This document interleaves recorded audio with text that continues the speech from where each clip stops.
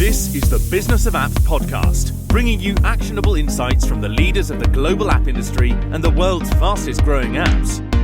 You can find more app news, data, and analysis over at businessofapps.com. Welcome to the Business of Apps podcast. On this show, we invite app industry professionals to cover various topics, and we promise to do our best to keep it both insightful but brief. In this episode, we have Brett Orlanski, SVP Product and Sales at Bango. Brett, welcome to the Business of Apps podcast. Art, it's a pleasure to be here. Thank you for having me. Terrific. Thank you for coming, Brett. All right. In every industry, there are periods of slow growth when the changes are moving very slow. On the other hand, there are very rapid ones when companies have to adapt quickly and deal with the consequences of those changes to keep up their business afloat. Last April, Apple finally released its ATT framework. ATT stands for App Tracking Transparency. That implies for app marketers to be able to track app users across multiple apps, they need to ask for permission first. This February, Google introduced its Privacy Sandbox for Android with a similar function. All in all, today we've got two major mobile platforms that have drastically changed the app tracking landscape. This is the topic of my conversation today with Brad. But before anything else, Brad, please tell us about your background. For sure. I have been in the mobile app industry for over 15 years by now. You kind of lose track after a point. Always in the growth marketing side of things, monetization, user acquisition. Prior to that, however, I was actually in the music business. I'm from Los Angeles. I live in San Francisco now, but I used to work at various record companies, Universal Music and Warner Music. But I've made the transition from music to software and then eventually to mobile app marketing where I am now. And it's been keeping me extremely engaged, constantly learning, and to kind of bring it to the top, to the points that you were just making. It's been a wild ride very recently. So much has changed so quick. And I think everyone's kind of playing catch up. That's interesting. I think you're the first guest on this show who came from the music industry to the app marketing. So yeah. I think you still have the thing in your soul for music, right? 100%. But I will say that the music industry faced some real existential threats, and for a while really did not recover well from it, which is part of the reason I, to be perfectly honest, left. Our industry faces, I don't know if they're quite existential, but there's definitely really, really big challenges. And navigating through them, coming up with creative solutions and unique approaches is what I've been focused on in my career, especially for the past few years. Yeah, I think I can still remember vividly those huge problems music industry used to have back in the days when iTunes didn't exist. It was, every music record was pirated by somebody. And the story is that, iTunes kind of saved the industry, but there's a flip side. Not every record these days are happy with that, but that's a long story. And definitely it was an existential crisis back in early 2000, I guess, prior iTunes became the thing. Okay, tell us about Bango a little bit. What you guys do at the company? Bango is a company based in the UK, in Cambridge, England. Been around for over 15 years also, public, traded on London Stock Exchange. The primary business of Bango is as a payments processor, payment gateway that allows companies and vendors to push mobile transactions to a carrier billing, like go to your mobile phone, your mobole phone bill, like your Verizon or AT&T bill, instead of your credit card. That's Bango's primary business. It's a little more complicated than that, but from very high level, that's the business. Part of that processing is that we see and process a lot of in-app payment transactions. We are able to take those in-app payment transactions, anonymize them, segment them, and build them into custom audiences, which we then make into what we call a Bango audience. These Bango audiences are deployed on Facebook and offered to other mobile app advertisers who want to find payers in their apps, not merely new users. There's a lot of places to find new users in your apps, a lot of wonderful ad networks, social network platforms. very few places that offer a product that actually allows you to find payers. And at the end of the day, these mobile apps that are monetized with mobile in-app transactions need to find payers. That's what we provide. That's what Bango Audience. That's what Bango Audience is. That's what Bango does. My role in the company is to oversee the product and sales of that product line. So you essentially provide the people the ultimate goal of every marketer, find the people who actually are willing to pay for a specific product because they're paying for similar ones. So you have to look. Go ahead. The notion is that if you, Art, make a payment in one app, you have a higher likelihood of making a similar transaction in a similar app. This is just sort of nature across not just your in-app behavior, it's across all behaviors of any purchase. This is a category that I don't know if we've pioneered it, but we are definitely leaders of it. It's purchase behavior targeting. It's a method that allows us to create a product, a Bango Audience, built on purchase behavior rather than things that you like, things that you search for. Instead, it's things that you've bought. It makes sense again in all aspects of one's normal life, and then certainly is mirrored in your in-app behaviors as well. Right, because interests, they may not be that consistent, they may be temporary, but if you're paying for something, if you're basically voting for a specific thing with your money, means that your interest is explicit as can be. So that's the good indicator that these people are essentially interested in this kind of app, this kind of product. That's exactly right. It's a new signal that we use to build a marketing product on. All right. Okay, straight to the major question of today's conversation. How privacy changes are hurting app marketers today? What's going on? It's really the topic that everyone's been talking about and for a while now, that you characterize the changes that happened in 2021 as all of a sudden Apple made these changes and Google made these changes. But in fact, it's kind of been brewing for a long time. And yes, the iOS 14.5 release codified it and made it very, very real, though there was a lot of flags and signals that this was coming. It's a double-edged sword. I think we can say it's good for the end user in the sense that it gives you more privacy and control over your own data. It's bad for mobile app marketers that use these signals to send you really good ads that you may be interested in. So it's really complicated, the situation. It's how we are all responding to it that I think really makes the difference. I mean, if you really want to get cheeky about it, we can kind of think of, this is as a app marketing app-ocalypse, right? Not an apocalypse like in a end of the world situation, but an app-ocalypse, which is one of our marketing campaigns, where everything that we have known before has changed, and users that we could find before have turned into zombies. They're unrecognizable, they're hard to find, they're hard to get into your apps. And part of this privacy change, you can kind of extend the analogy that there's actually 4 horsemen of this apocalypse: cookie deprecations, iOS IDFA deprecations, general government regulation towards privacy regulation, and then the consumer itself, him or herself, who are just more conscious and aware of privacy regulation. So yeah, there's really 4 pillars of this apocalypse that we're all navigating, not just Bango, all marketers. So yeah, it's definitely hurting those marketers who want their apps to get found, installed, and draw in payers.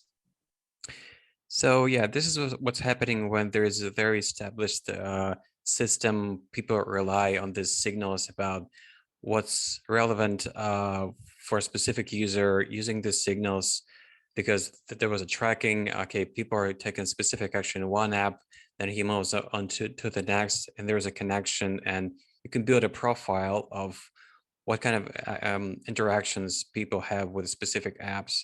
And having this information, you can launch your acquisition campaign knowing that, okay, these are the interests of my audience, and I can calculate, I can predict ROI for my campaign. There are signals that were kind of taking as granted, and people felt it's going to be like this forever. But we knew that Apple, there were early signals, like you've said, but I mean, last year, I mean, it was just the like a final step. Okay, it's no more about the future. It's happening right now, and you have to deal with that. So let's talk about a bit of a background, the whole situation. So nothing in this life really comes out of a thin air, out of nothing. There's got to be a reason behind it. So how did we get here? Wow. Yeah, it's a good question. I think that there has been a real Wild West approach to mobile marketing. I mean, this is not a new industry. This is not 3 years old. This has been really going on for 15 plus years. And there's been phases around that. Not to go too far back, but when Facebook really sort of exploded on the scene as a viable platform for marketing, they really let anything go. And I think a lot of people grew fat and lazy around just viral marketing campaigns that allowed advertisers to find a ton of users at very low cost. As tracking improved, we could find which channels were delivering best results and pull away from the networks and services that didn't offer high quality, high ROAS users. Again, it's not just a matter of a low cost per install. It's a matter of really getting your return on ad spend as high and as quick as possible. Then with the sort of revelations of how deep and how much information these ad networks have about ourselves, have about us as individual users, I think people became a little bit concerned and perhaps frustrated that some of this data was abused. And that was, I guess, the beginning of the end. This is the question, how did we get here? Where all of a sudden, a lot of people became aware of how much information was available about us that we've volunteered to give up, and really Right. how smart Facebook is about the data that we provide. And again, it's not just Facebook, but they're the they are the gorilla in the room on this kind of thing. It makes me, the best way of thinking about this is people always worry about, is my phone listening to me, or is Facebook listening? Yeah, exactly. That sometimes I get an ad that's so eerily on point, and I don't think Facebook or my phone or anything is listening to me. I just think that their algorithms are so darn good that they know and can predict so much about our behaviors even before we realize it. And that is, again, another double-edged sword. I live in San Francisco, and I don't want to get ads for New York Yankees. I want to get ads for the New York Giants, for the San Francisco Giants, right? So I appreciate when the ads are targeted to me. But the reason that works is because the algorithms work. And that's the other side of this. I think as somebody from our audience watched the movie Social Dilemma, they should have a pretty good picture of what's happening. Like, this is what happening when there were no any regulations at the beginning. Like you've said, just a wild, wild west. We were not aware that information was collecting about us. People were just very thrilled about the functionality of Facebook, how great it is for communication, and the ads were really nice. There you can see something that was relevant to you.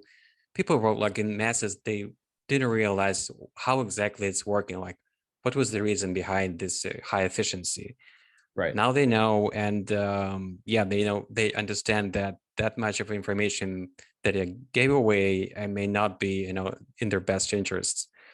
And there's a real dilemma. You do want to get the ads that are relevant to you. This is like not only we guys like on the advertising side are aiming for, but people like wouldn't want to have something that is totally irrelevant to them. But to the best of our knowledge, it's the best way we have to achieve this high efficiency is to have some good chunk of data about you, your interest, to be able to build that system the way that highly relevant to you. That's right. All right. I really agree with it. I don't feel that way just because that's my industry. I just want a good experience when I'm using Facebook, when I'm using when I'm watching videos on YouTube. It's just sort of the way advertising works, and it makes for a better experience. Absolutely. So obviously there's got to be some recipe for our marketers, what they should do right now. What would be their way out of this situation? How they should move forward? Right. So I think that the way out of it implies that there's a problem. And the problem is the challenge of finding the right type of user for your product. And the reason why that's a challenge is because the connection that was provided by the IDFA is now been broken. So that's the problem. If you being an advertiser, we're using a product that tracked users based on IDFA, you're in not in trouble, but you're facing this new challenge. This is why we are advocates and proponents of purchase behavior targeting. It's Bango Audiences uses it, but we're not the only notion. We're not the only product or the only company to use this notion.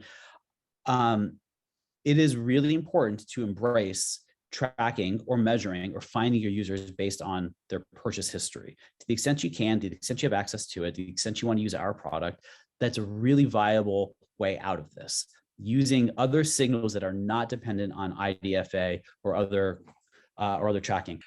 All right, so yeah, that's the essence of what's going on. There's got to be there's got to be a middle ground. We don't want to give up tracking using signals, using information about users at all. Otherwise, the advertising will collapse in terms of efficiency. It will be rolled back into, I don't know, late 90s, early 2000. But on the other hand, knowing that so much information being accumulated about people, there should be more thorough approach how the information was stored on the side of Facebook, on the side of Google, on the side of advertisers, marketers. The situation kind of reminds me of what was happening when Facebook introduced Facebook pages. People all of a sudden thought that, okay, I'm just going to give up creating my own website, just stop using somebody's hosting account, just relying completely on Facebook. Later, they realized that, well, there's a flip side for this coin, and it's not that rosy as they thought at the beginning.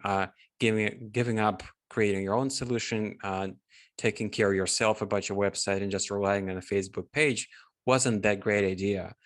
Later on, when the Facebook advertising took off, people started relying on Facebook as a great provider of a third-party information. And like you've said, we became really lazy in terms of we've kind of offloaded that heavy lifting on Facebook and thought, okay, this is going to be just our third-party provider for ages. Right. Now we have to, kind of back to drawing board and realize that the best way, the more sustainable, the long-term way is actually rely either on some provider that like there are other companies on the market, not just Facebook, in terms of gathering data and providing advertising platform. It's just a matter of more thorough approach to data gathering, handling, and using for advertising. The app industry is vast. To navigate this space, you need a directory to look up suppliers and partners, and you need to know who are the best. Visit our marketplace directory at businessofapps.com/marketplace/podcast. And now back to the show. That's not actually it for the podcast, because there's a second part, and this is the second part where I get a chance to ask every guest on the show kind of quick questions to build a better picture of who they are, to let the audience know the people who come to the show a little bit better. Sure. Okay, rapid fire quick questions. I love rapid fire. It's like speed dating. Let's do it. Oh, all right, let's go. Rock and roll. So question number one, what smartphone do you have now? Have you been switching between iOS and Android, or just staying one line all the time? I have an iPhone, and I'm pretty loyal to Apple. Okay. What about your first mobile phone? I had a flip phone. I had, those Motorola flip phones that I actually. That one from the Matrix? Probably even from before then. Yeah, I've had a mobile phone for like 20 years. I've had the same phone number for 20 years, 22 years now, maybe even more than that. Gosh. Okay. How long have you had your phone number? Let's see if I can still remember. I guess, okay, my first iPhone was back in 2011 or something. Yeah, I guess more than 10 years for sure, the same number. So yeah, I've been, switching from one phone to the other, just use the same for WhatsApp, Viber. Yeah.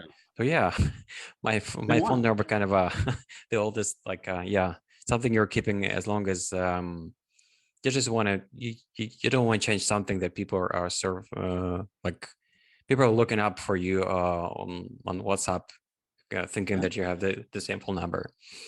Same number, same hood. It's all good. Yep. So okay, get back to present.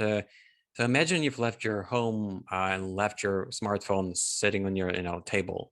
What would be the most missing feature for you? Well, the phone itself, being able to call somebody for help, or just to reach out. But I mean, I use my phone mostly as a phone, of course. But after that, probably one of the maps. I'm really into all the map functionality that smartphones provide.